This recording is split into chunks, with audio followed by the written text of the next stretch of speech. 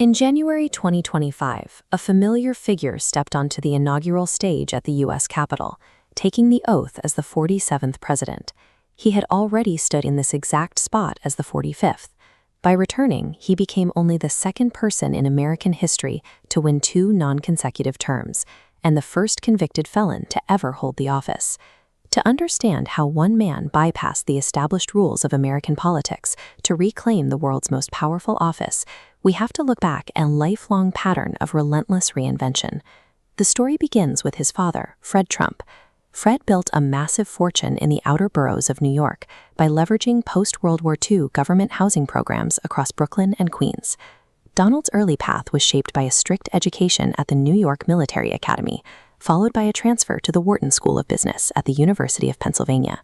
After graduating, he joined his father's company, E. Trump & Son. There, he learned the mechanical, day-to-day realities of building housing projects and managing real estate. But managing outer borough apartments wasn't enough.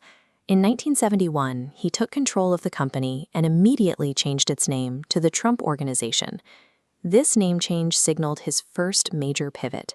He shifted the company away from quiet residential building into a highly visible, image-focused entity, driven by a desire to conquer Manhattan and silence anyone who doubted him.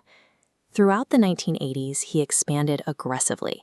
He bought Manhattan skyscrapers, launched his own airline, and built high-stakes casinos along the Atlantic City boardwalk.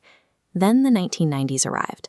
A real estate slump hit hard, exposing massive debts across his empire. Several of his corporate entities were forced into bankruptcy to survive.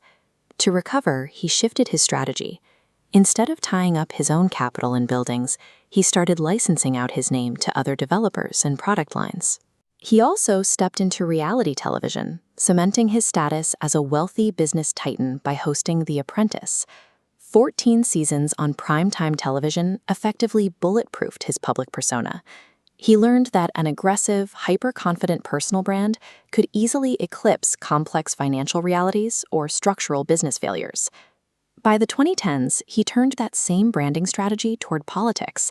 He captured endless media attention by operating as a completely unfiltered outsider, openly amplifying anti-establishment narratives to build a loyal following.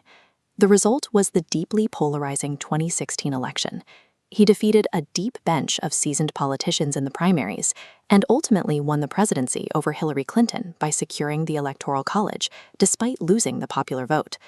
During his term, he pushed through major conservative priorities. He signed the Tax Cuts and Jobs Act, withdrew the U.S. from multiple global agreements, and appointed 3 conservative justices to the Supreme Court. But his time in office was also marked by deep divisions, 2 separate impeachments, and the outbreak of the COVID-19 pandemic. It culminated in a loss to Joe Biden in 2020 and the riot at the Capitol on January 6th. Those 4 years proved his core theory, the exact same combative, conflict-driven tactics he used to conquer the New York tabloids could successfully disrupt the entire United States government. When he left Washington, he carried a staggering amount of legal baggage. Across his lifetime, he has been involved in more than 4,000 lawsuits. Out of office, the threats escalated. He faced multiple special counsel investigations, hundreds of millions of dollars in civil fraud penalties in New York, and a libel verdict in the E. Jean Carroll case. The legal pressure peaked in May 2024, when a New York jury convicted him on 34 felony counts of falsifying business records. For most politicians, a felony conviction would force a quiet retreat. Instead, he utilized the legal battles to cast himself as an anti-establishment victim, successfully galvanizing his base for the 2024 comeback. In November 2024, he executed a stunning political resurrection. Despite historians and scholars ranking his first term near the bottom of U.S. history, he defeated Kamala Harris to reclaim the White House. His second term launched with immediate, aggressive shifts in domestic policy. He pushed sweeping tariffs and initiated massive cuts to the federal bureaucracy, acting through new initiatives like the Department of Government Efficiency. On the ground, his administration rapidly physically enforced this agenda, directing resources towards strict border measures and wide-scale deportation efforts. He also issued a series of executive orders to overhaul federal health and education agencies. using the power of the office to exert new levels of control over long-standing national institutions.